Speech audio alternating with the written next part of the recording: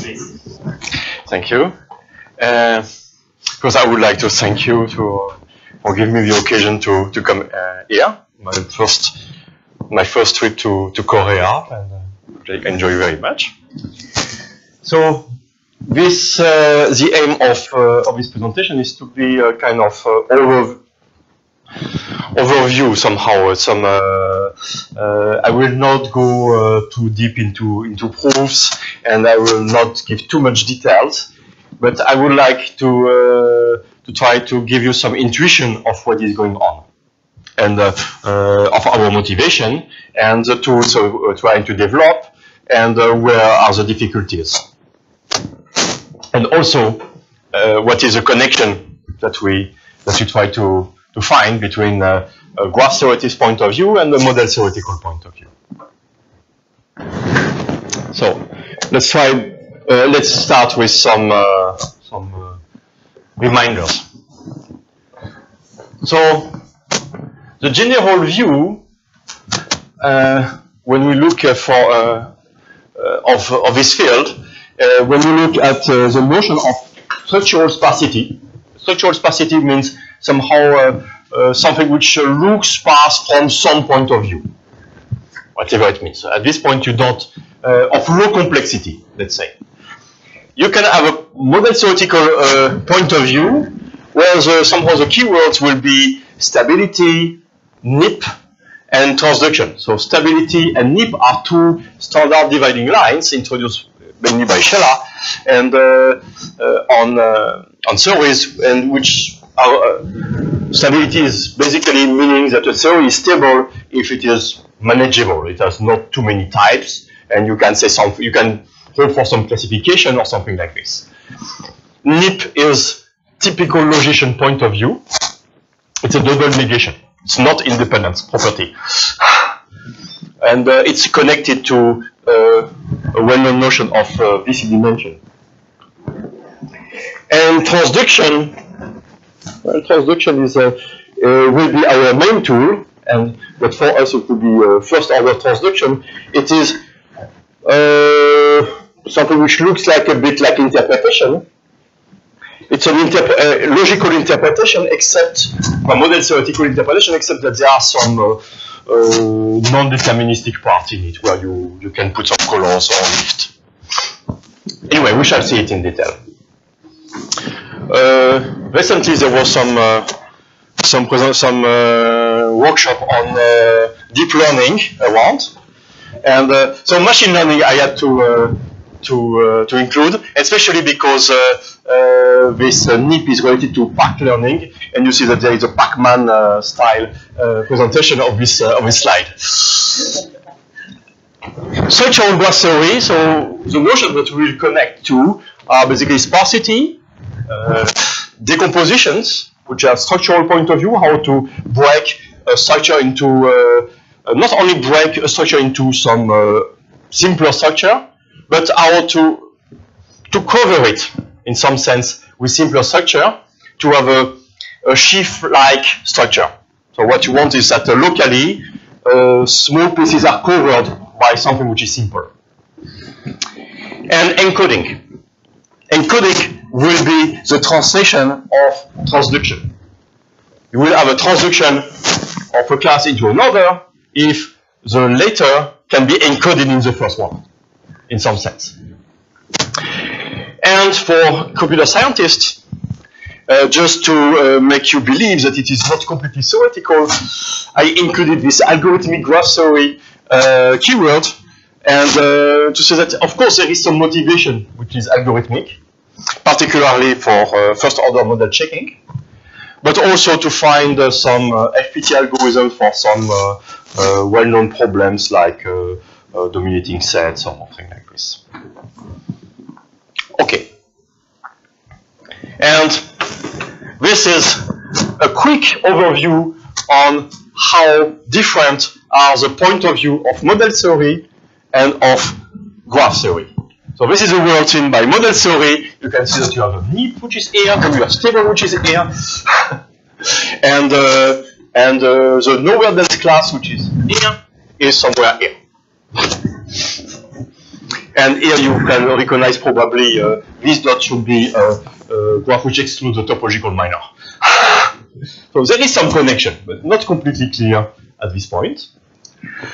And from the graph theoretist point of view, this is somehow the hierarchy of the sparse classes of graphs, starting with things which are very simple like forest, planar graphs, bounded genus, when you exclude some minor or topological minor, and the same when you exclude locally a minor or topological minor. And then you have a notion of bounded expansion that I will recall very briefly what it is, which is kind of generalization of both excluding topological minor, bounded degree, and so on. And lower dense, which is somehow, for some number of reasons, what can be considered as the top of the sparse hierarchy when you consider classes which are closed under subgraphs. Here I would like to mention that there is a huge difference between the point of view of model theory and graph theory when you speak about substructures. We can speak about subgraph, when you consider a subgraph, you can remove edges and vertices. Substructures, usually in model theory, you only remove vertices and everything which contain, or all the edges, which are, so it's like induced subgraph. So monotone classes, which means classes of graphs which are closed under subgraph, are not that usual in model theory. And this is explaining why some strange clash can happen. There are very simple cases which can look strange for model theory. And if you consider a monotone class of graph, what happens is that a class is lower dense if and only if it is stable, if and only if it is NIP, if and only if it is monodically stable, if and only if it is monodically NIP. So you have many notions that simply are the same because you have this strange property to be closed under subgraph and not induced subgraph. Okay, this was just some. So transduction. So the transduction is a way of making something appear differently. So how do we use a simple notion of transduction, which is that we have a graph, and we will use some formula to define the edges of a new graph. And because it's not completely sufficient, we allow ourselves to put some colors in the graph, and we allow the formula to use these colors. So you can consider that you have a bounded number of colors, and once you have computed all these edges, then you extract an induced subgraph. Usually it is the subgraph induced by some of the colors. And I will denote like this. I will need some notation. So this will mean that there is a transduction from the class C to the class D, and this double arrow is here to somehow emphasize the fact that it is kind of surjective, that everything is D is encoded in C. I don't allow to have anything else than what I can compute, and this transduction compose. If you can compute a graph from encode a graph in E in a graph in D, and a graph in D, and graphs in D in graphs in C, then you can encode graphs in E in C. So you can see it maybe by the picture more graphically. You start from the graph. For instance, here I will take some very simple example. I first color my vertices as I want. I apply my fixed formula. For instance, I will say that two vertices will be adjacent, either both red and have a common green neighbor, or something like this. And then I have my scalpel, I cut out the part I am interested in. For instance, here I only keep the red vertices. And I forget about my colors. Some examples. So, easiest example, I start from a graph which has no edge. So, some bunch of isolated vertices. I put some colors, and I define that between this color and this color, I have edges, an edge or I have no edge. And this way, what I can obtain, the class that I can obtain by such transductions, are simply blow up of some fixed graph. This fixed graph defining what color is adjacent to what color. Okay, it's kind of boring class, kind of trivial, so we can do something a bit more complex. Well, somehow more complex. And but this class somehow I will not look too much into detail, but it will be for us a definition of the notion of class with bounded Schrapp depths. A class has bounded Schrapp depths if you can obtain it as a transduction from a class of bounded I trees. So you can put some colors and you say, okay, for instance, that two vertices will be adjacent if one of this color, the other. These colors are distance 100 in the tree, and between them you can, okay, whatever you want. But bounded I trees are very simple structure. And on such simple structure, you cannot do something complicated. You can invent very complicated formula, but they will be equivalent to very simple ones.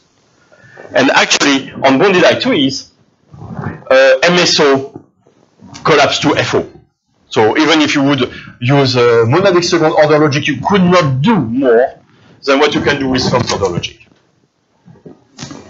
They are too simple. So, but at the same time, they are sufficiently interesting so that they will form our building blocks when we want to study structures. So remember, a class has bounded Schrapp depths if and only if it is transduction, first order transduction of a class with bounded height. And what follows, all my transductions are first order transductions. I only quantify over vertices in formula. So formula is adjacency and quantification of vertices and testing some colors. Next example, circle graphs. So from circle graphs you can get all graphs. This is an example. Here, for instance, I have circle graph. I say that my vertices will be the red arcs, and two red arcs will be adjacent. You have a common neighbor, and obviously I can create any graph this way. And as I can create all graphs by putting some color and applying some first order formula. So as all graphs are, the class of all finite graphs is a transduction of my interval graphs. This means that this class is not monadically NIP. And actually it is equivalent. Can you explain why you get no graph? You see, for every vertex, so give me any graph, this graph. Okay, for every vertex, A, B, C, D, E, F, for every vertex. Also, maybe for some of the audience, can you explain what circle graph is? Or circle graph is a graph of intersection of chords of a circle. So the vertices are chords. So here I have A, B, C, D, E, F, which are chords, white chords, and I take another color for the edges. I have an edge between A and B. I have an edge between B and C, between C and E, E and F, and D and F, whatever, and B and D. B and D. Okay, this yellow chords can intersect as they want, I don't care, but two white chords will have a common green, yellow neighbor if and only if they are adjacent in this graph. This is the way I encode. So this is, in this case, it is a simple encoding. Let's see some more complex encoding of all graphs.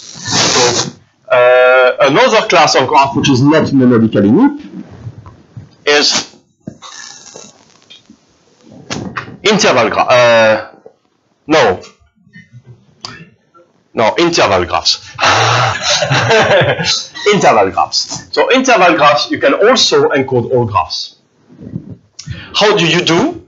First, The first point is that you can encode. So here, for instance, I will take one interval per vertex. These are red intervals.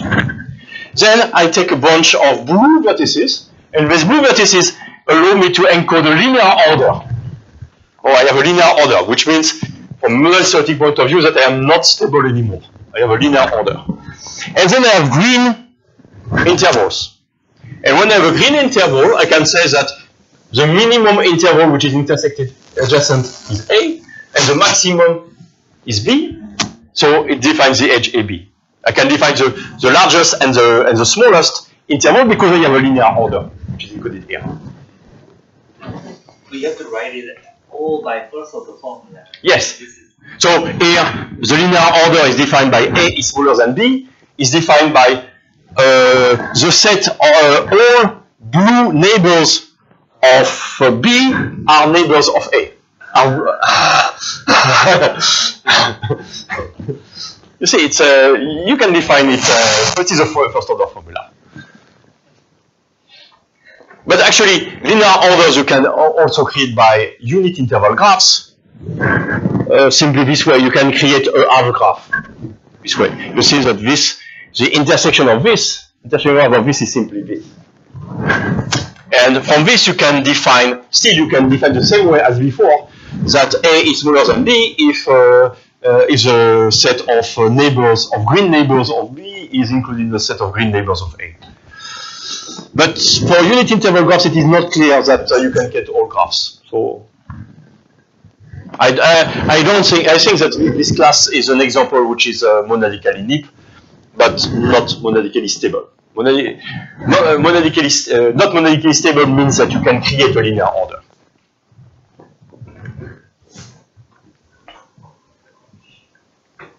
Okay. I should make this thing a bit more clear. So the definition of monadically NIP or monadically stable is that when you put some colors, you cannot use a formula to interpret linear orders or all half graphs.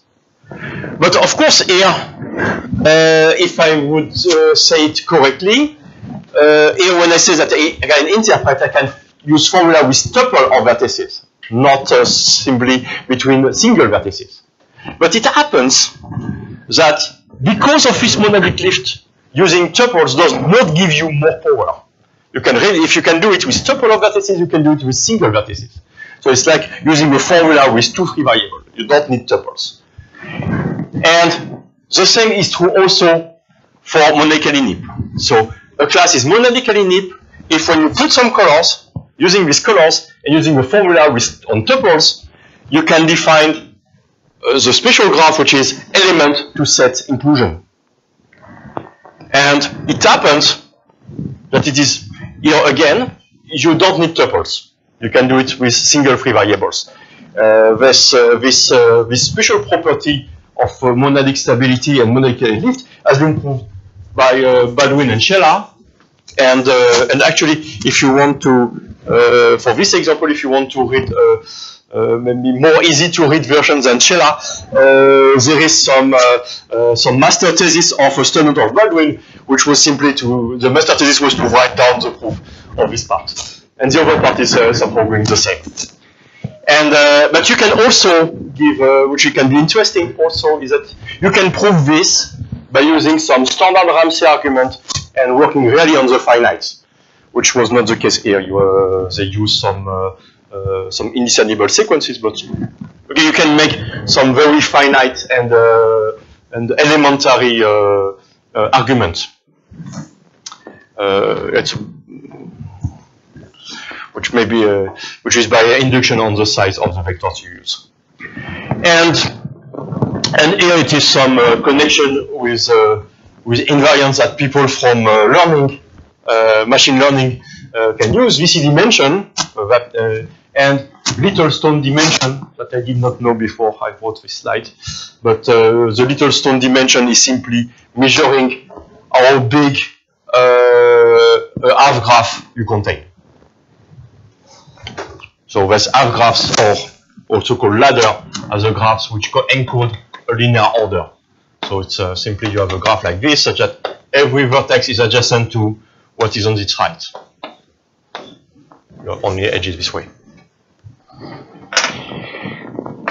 And from our point of view, if you don't want to read all of this, the simple definition will be, what you can take as a definition, a class is monadically stable if you have a transduction to linear orders, to all the class of all finite linear orders, and a class will be monadically if you don't have a transduction to all finite graphs.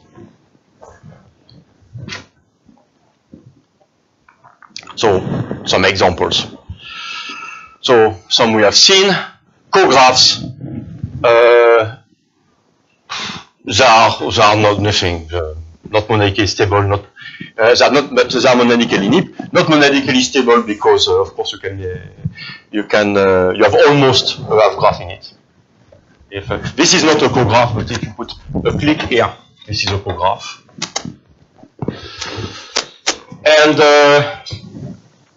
And some property. I told you that lower dense classes, on top of my sparse classes, are monadically stable, monadically NIP, stable NIP, or whatever you want. So, in particular, bounded expansion, which is a special case, are monadically stable. Because it's a particular case of, but this is a case that we shall use. So, if they are monadically stable, it means that you cannot, by transduction, obtain linear order. In particular, every transduction of a bounded expansion class, by transduction cannot give a linear order, because otherwise by composition, you would get a linear order from bounded expansion class. Is it okay? This Adler is Isolde Adler? One of them is Isolde, and the other is husband, is ex-husband. What? Hans. But I know only Isolde.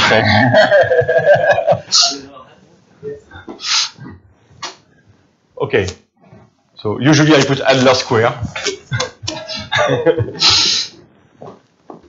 Okay, so now this was somehow some kind of overview, just so that you are familiar with the terminology and with the tools, with transductions. And now let's look at some first specific result. But this I will not go into the details on how we prove this, which is based on the study on what are the classes that you can obtain from a bounded extension class by applying a transduction. So how to characterize these classes in another way than simply they obtain from a bounded extension class by transduction. But we want some structural characterization of these classes, some things that we could maybe use in some algorithmic application.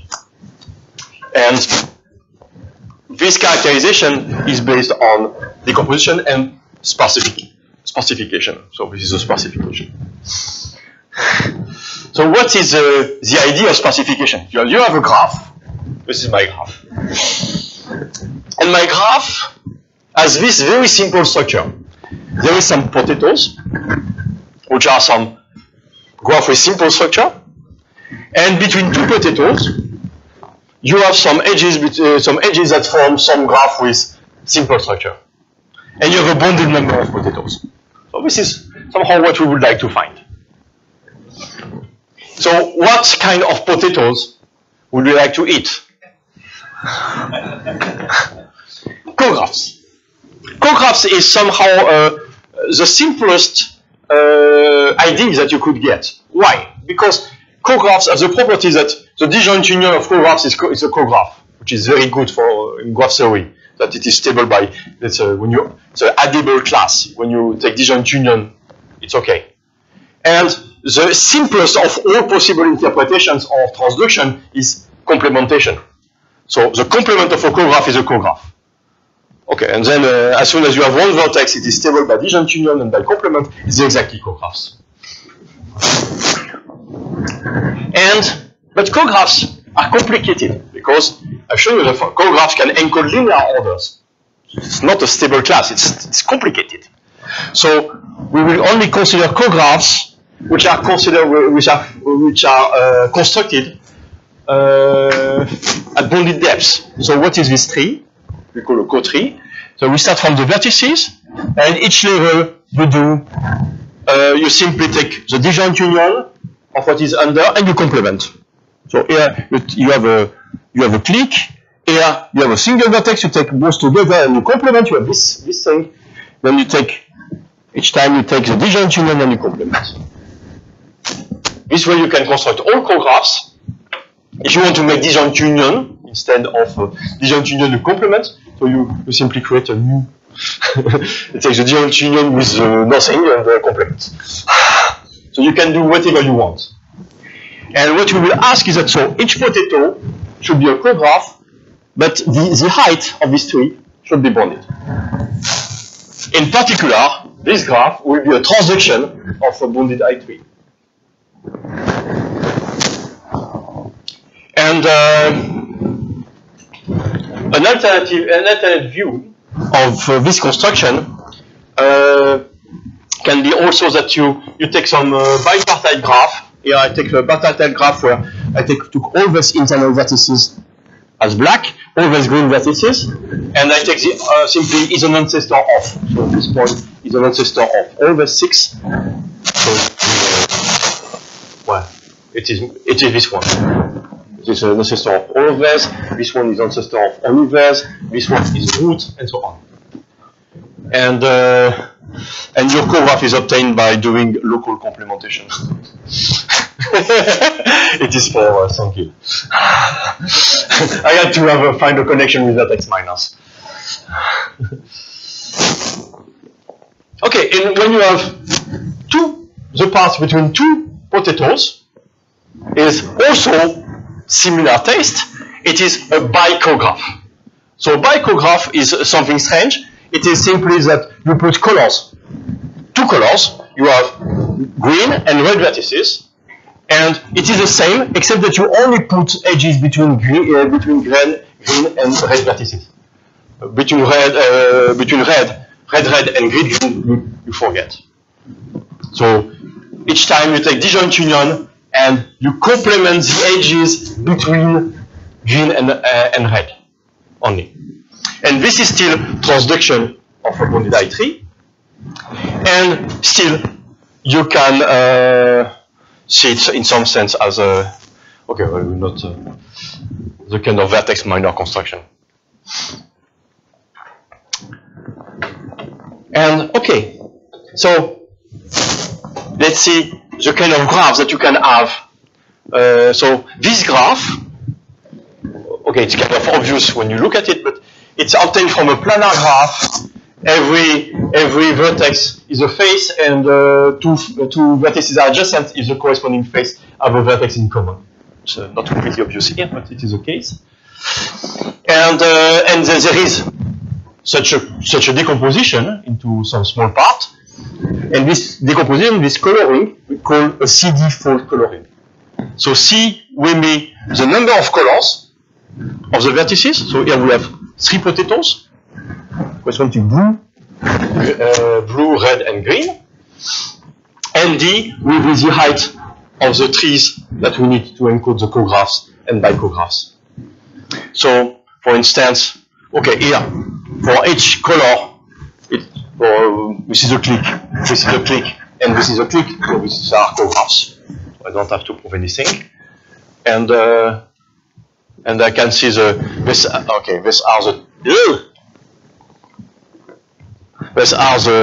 the trees. So each one, I don't have them on the slide, but between the two, I can construct my tree corresponding to my bicograph. And so what I do is that I have all my potatoes. I have all my potatoes. Here are 3 potatoes. And so this is my graph. So this is a co-graph. So there exists some tree some tree which encodes this. So these are somehow the vertices of this part. I have a so I can put this. Let's say I will draw it like this. I can draw some tree whose leaves are the vertices in this potato, which encodes this cograph.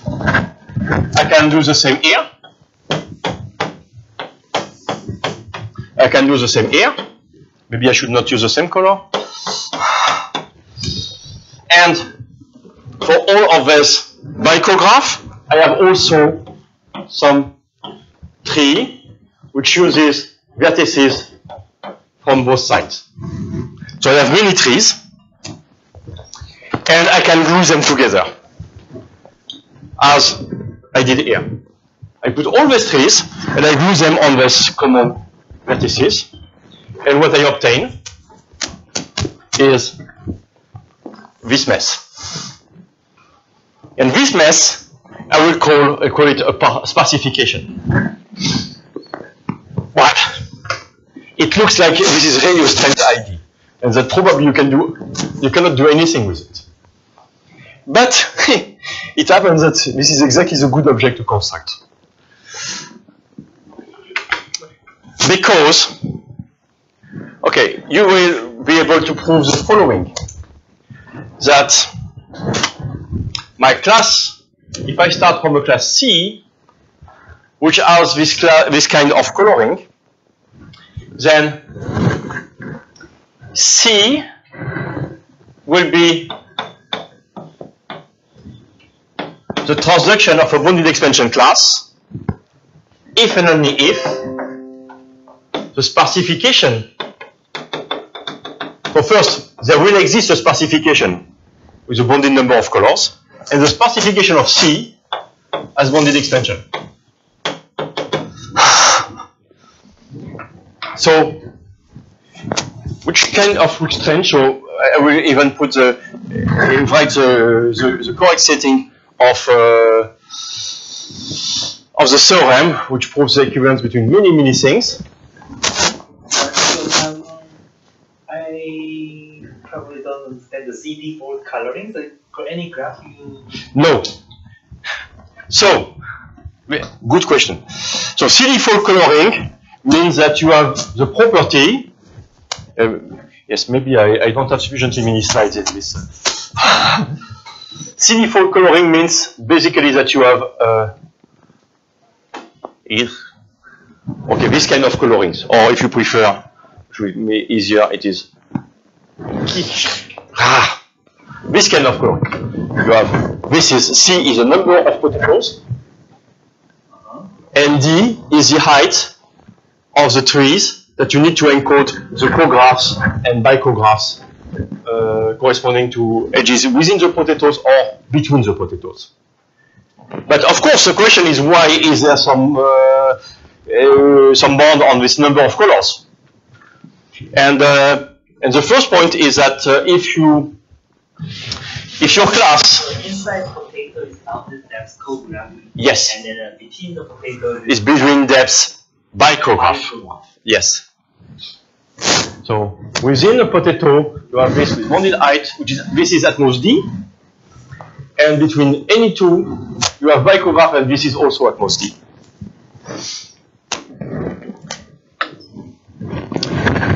Okay. I see that I removed too many slides. Because I had too many slides, so I will have to. So the first point is that if your class is a transduction of bounded expansion, it implies that there exists C and D such that every graph in C has a CD fold coloring. This is the first point.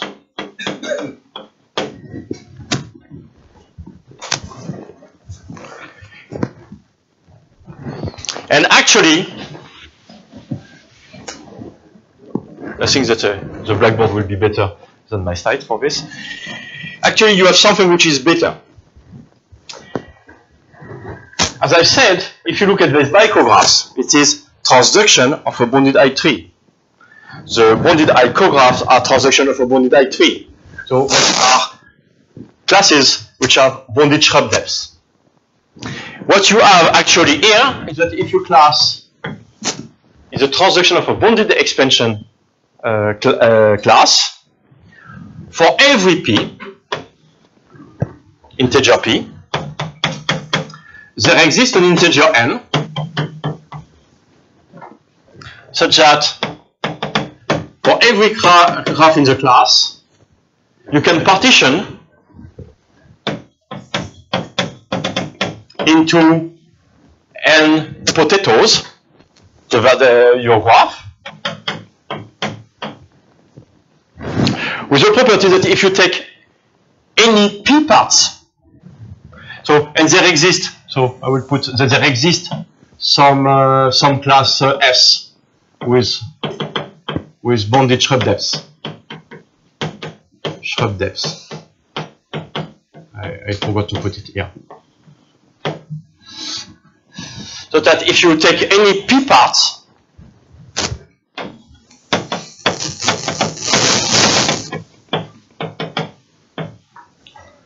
it belongs to S. So what does it say for p equal 1? It says that if I take one part, or I k with k at most p. I can put it for every k at most p. So if I take one part, it means one part belongs to some class with bounded shrub depths. Well, here actually we don't need it. Okay. If I put p is equal to 2, it means every two parts together belong to a class with bounded shrub depths. It's very close to every blob is a cograph with bounded height, and every two colors is a bicograph with bounded height. But here it's not only for 1 or 2. If I take 3, then maybe by increasing the number of parts, then if I take 3, they will be also forming a class with bounded shrub depths, and so on. And this property here is called low shrub depths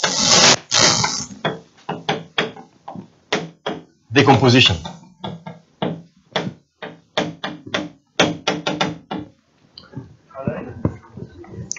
Coloring, yes, if you prefer, coloring. So if you have a low shrub depth coloring, then you have a CD fold coloring. It follows simply by considering the case p equal 2.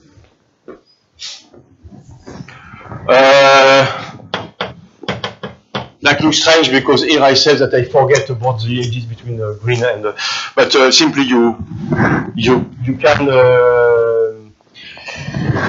can have all the edges together. It's not difficult to.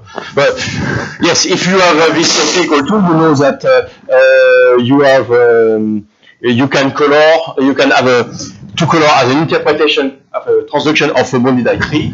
You can assume that you use only two colors, otherwise you take in your lift, otherwise you take some refinement, and then you discover that you can filter out all the monochromatic edges. You can do it for free, and then what you get is a bicograph. Somehow it is the standard thing that you can obtain by bounded height tree. You cannot do anything more complex than this bicograph with two colors. And with one color, you cannot do anything more complex than cographs. Basically. Okay. So now, why is this interesting?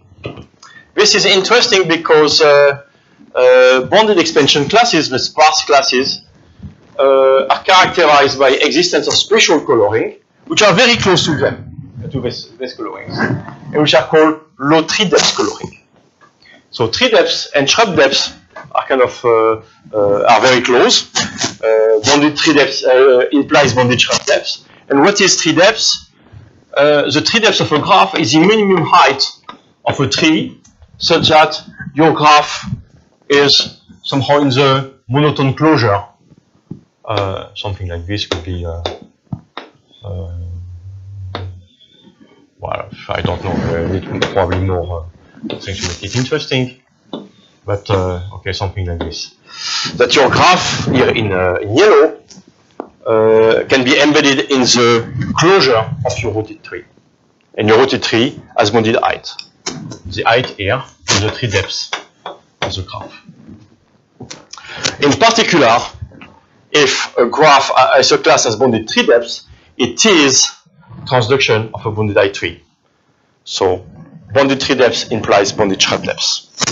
But these classes with bounded tree depth are very sparse. If you remove an edge in a graph with tree depth at most t, it has still bounded tree depth at most t, which is not the case for shrub depths. And if you consider some statement which is analogous to this statement, so what we call low tree depth coloring, which means that for every p there exists n, and there exists some t with bounded tree depths,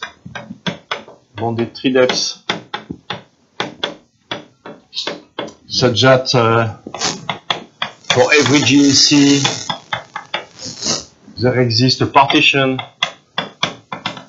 into a bounded number of at most n parts with g of any p of them belonging to t.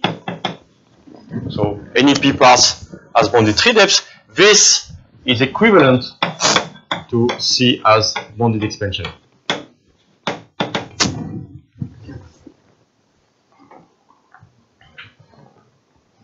Okay, so what do we have? We start from, if we have a class which is transduction of a bounded expansion, somehow this structure is transformed into this structure, which is a bit denser. But basically it is transduction of bounded height trees.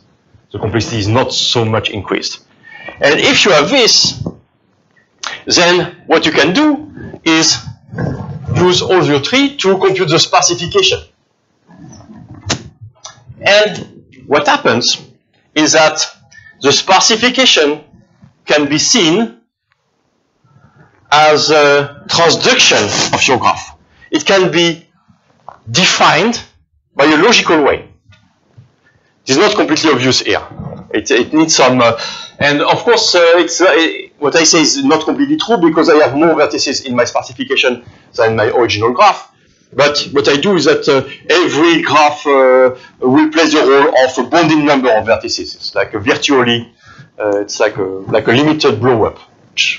You can make formal. It's not really a problem. But this sparsification then is interesting because it is, you have somehow transduction from this C, some transduction to the sparsification, sparsify of C. But now, assume that C is a transduction of bounded extension class, then this is also a transduction of a bounded extension class. So it has this kind of decomposition. So you have this kind of decomposition, so that every p parts induce a class is in the class with bounded shrub depth. But his sparsification, maybe because of his name, is very sparse. It doesn't contain big complete graphs or big complete bipartite graphs. And this implies that all these parts have not only bounded shrub depth, but because I don't have big clicks or big clicks, they have bounded tree depths, which implies that this has bounded expansion. Okay. Okay, we constructed a sparsification which has bounded expansion, so what? The main point is that I said that all these blobs are transduction of the trees. I can recover all these trees, I can mark them. So I can reobtain my graph by a transduction. I can go back.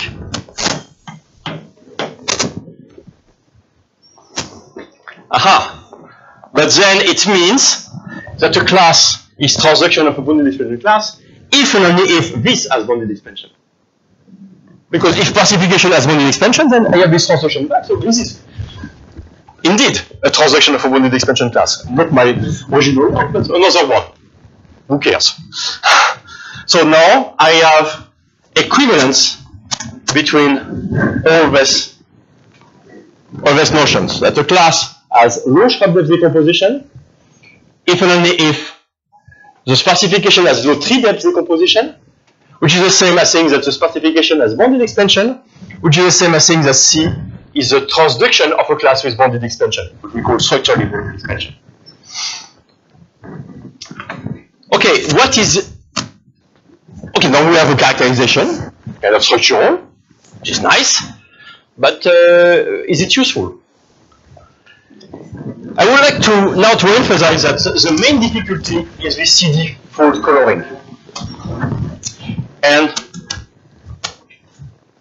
that even if you would like to do some model checking in a class, which is transduction of a bounded expansion class, first of all, model checking, the main difficulty would be to compute the CD fault coloring. Because once you have computed the CD fault coloring and you want to compute anything on your graph, what do? You go to the specification. So you wanted to test some phi or to enumerate, for instance, all the tuples that identify phi. What you can do is you have some phi prime. So you phi prime because you have this transduction this way. So you have to remember that transduction equivalent. So you can transport this formula to the specification, then apply some model checking on this to compute the set of all the solutions. So this notion of transduction equivalence makes things really simpler. The main problem is that you need to be able to compute the specification, which is absolutely non-trivial. And in particular, even to compute some coloring such that every color will induce a cograph doesn't seem to be very simple in general. Okay, so, what is this? Okay, so there are some examples where we know how to do things. No, it is not here. Okay, I don't have the slide, so I will explain directly. So examples are classes with bounded degree. So assume that I consider a class which is, as you can obtain, as a transduction of a class with bounded degree. Then it is almost impossible to reverse the transduction. So you can find some class with bounded degree. The degree will be a bit higher.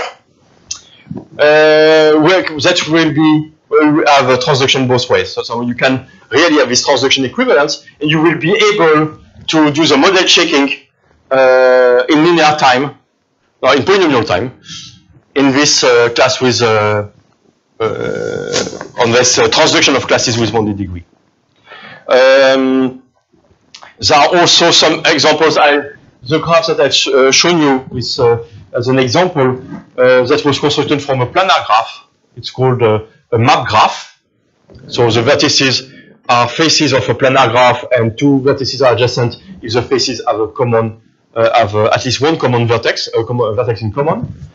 For this graph, it is known that you can reverse, you can find the planar graph in time n to 24. Polynomial time. And okay, it's a very complicated algorithm by I think Philip and Kawarabayashi. It's not easy at all. And from this it follows that you can do model checking with this complexity. But so what we have is this. We have seen somehow this part that low Schramm-Debs decomposition is equivalent of transduction of bounded expansion, structurally bounded expansion, we call this. The structurally bounded expansion are equivalent to bounded expansion, and this is equivalent to low 3-Debs decomposition. And all of this is the monadically stable part of what we are looking at. And here I would like to mention that these classes are linearly chi-bonded. Okay.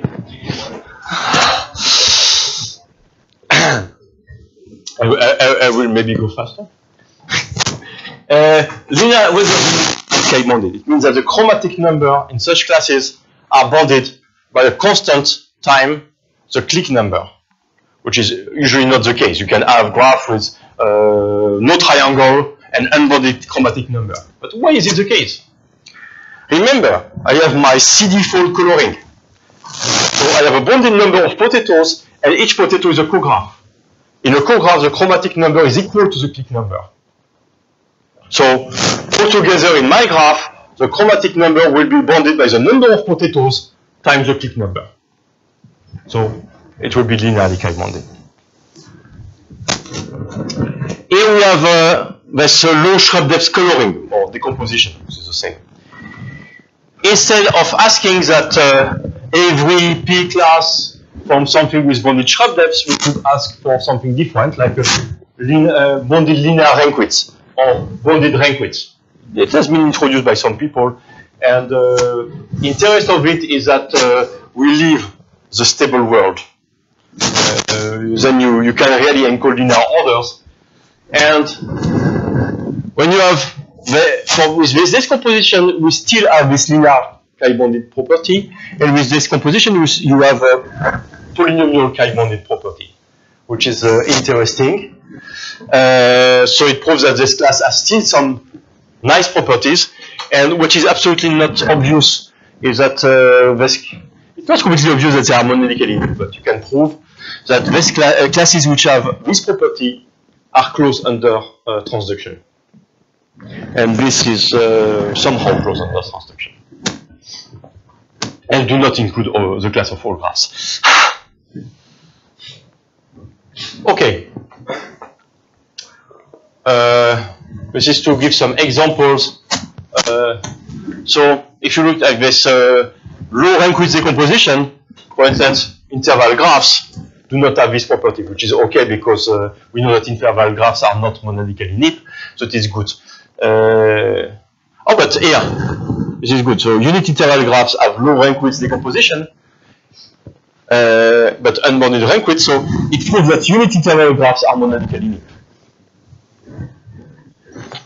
Co-graphs have no linear rank width decomposition, and half-graphs have bounded linear rank width decomposition, but of course no low shrub depth decomposition, because otherwise they would be stable, and we know that they are not stable. So this is just to give some examples that somehow all the cases can appear. I have 5 minutes for the next 20 slides. So rank width is simply, I could not avoid rank width. And maybe I should remind you what is rank width.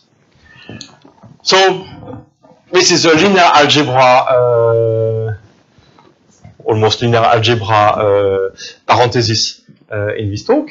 So when you have a graph, and you can, and you have a partition of the vertices into two sets, into two parts, you can look at the matrices of adjacency between vertices in the two parts. And of course, you can look at the number of independent columns or independent lines, but it is the same number. It's called the rank. So the rank of the matrix. And when you have for such a partition, the cut rank will be the rank of this matrix. This notion gives rise to the notion of rank width. So the rank width of the graph is obtained as follows. You consider some ternary tree or some subcubic tree. So you have a tree where internal nodes have degree at most 3, or they say exactly 3, and the leaves are the vertices of your graph. If you look at any edge defines a partition of the vertices into two parts. And you will say that the rank width, No, it's this. Ah!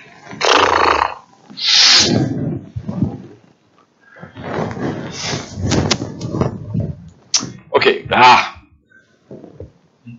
the rank width of your graph will be the maximum of the cut rank corresponding to this partition when you consider the best possible subcubic tree.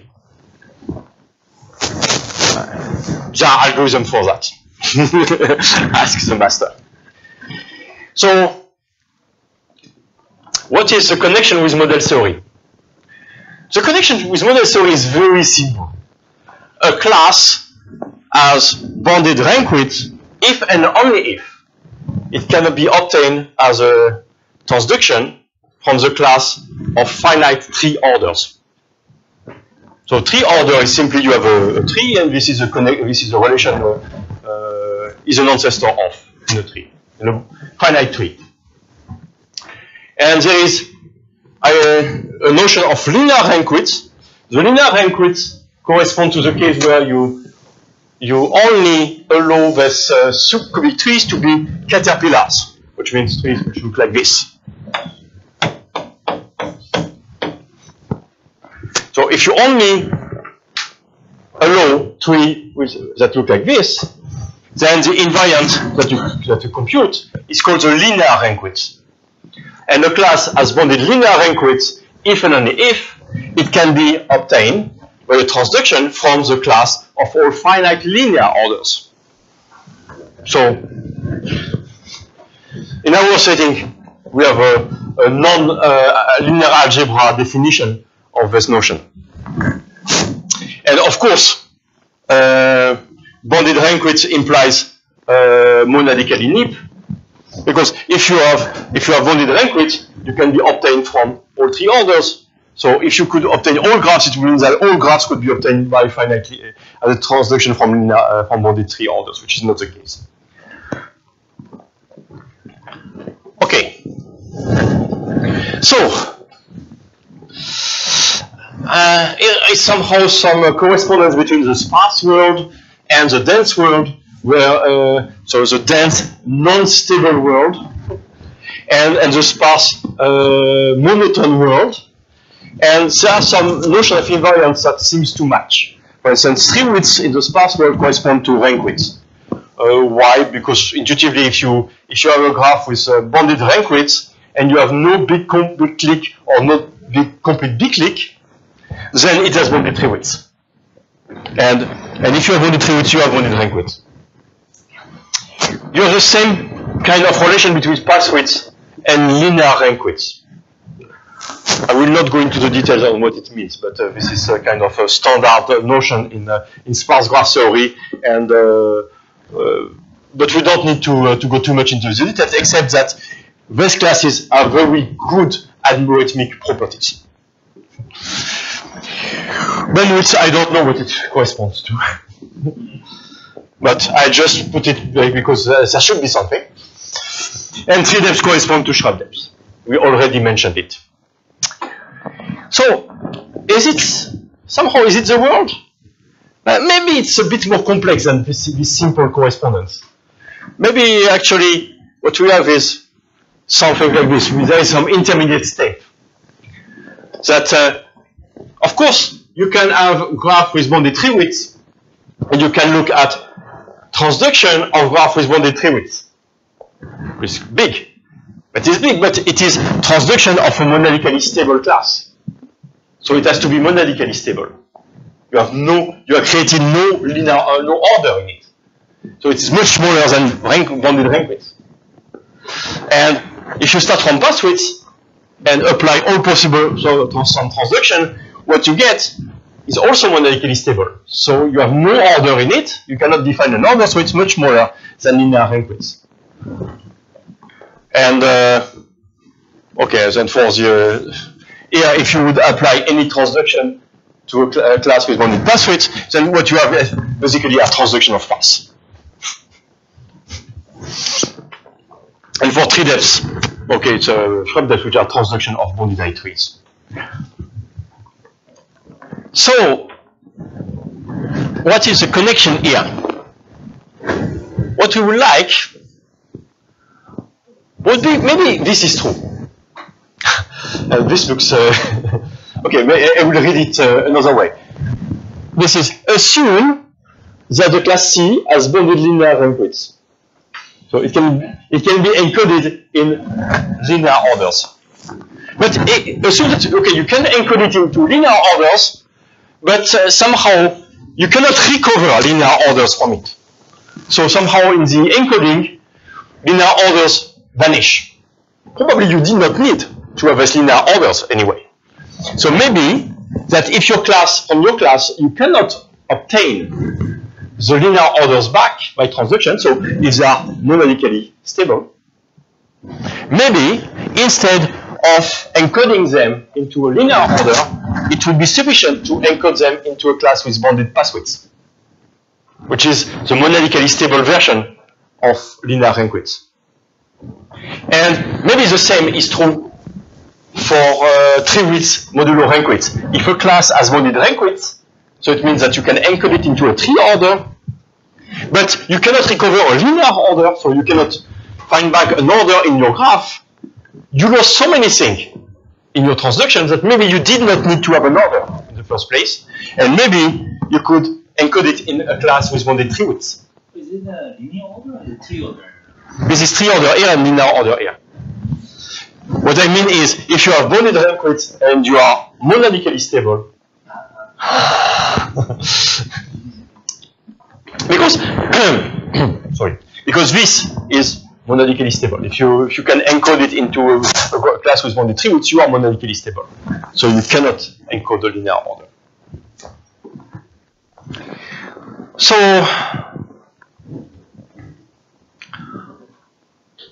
I would simply like to say that here, what we can prove the first statement.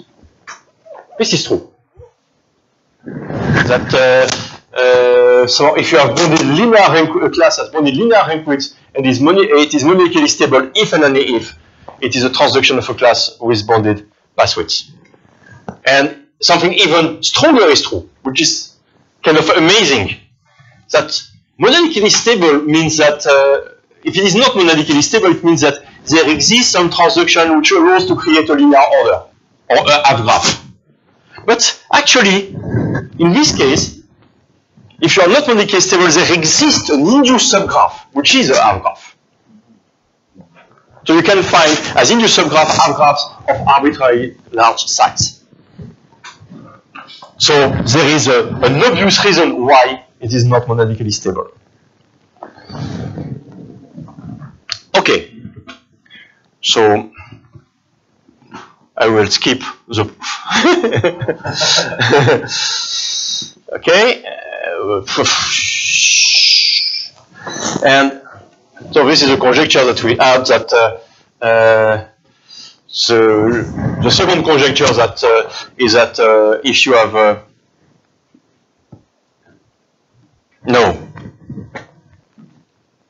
has bounded rank width, not linear.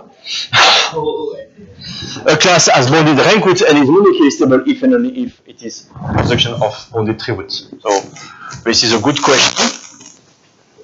And some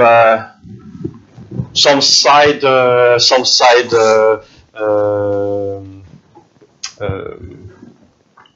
results that we obtain while proving this is in particular that if you have a graph with bounded linear rank widths, you can partition it into a bounded number of cographs, which implies that it is linearly chi-bounded.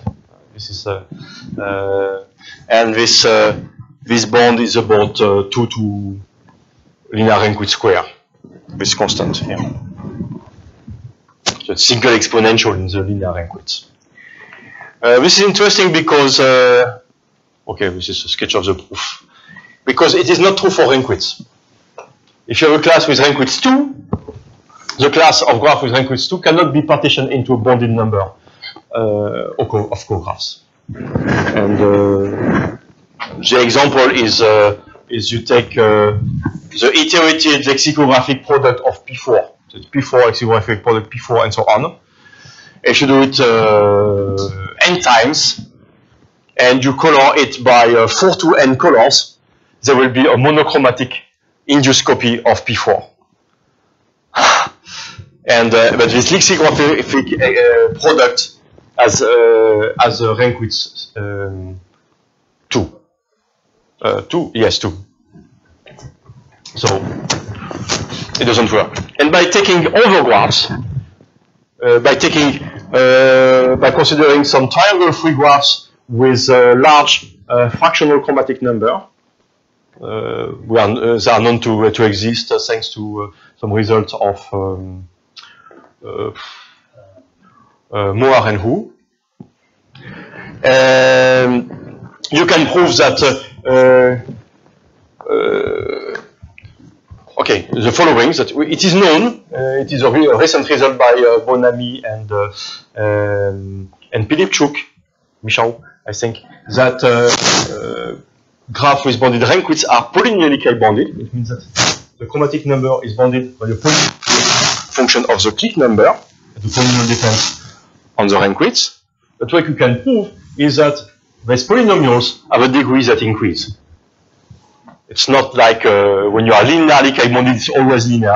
Here, you need to have polynomials with a degree which goes to infinity when the rank width goes to infinity.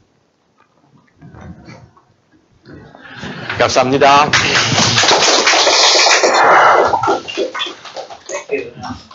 Question? Counter examples?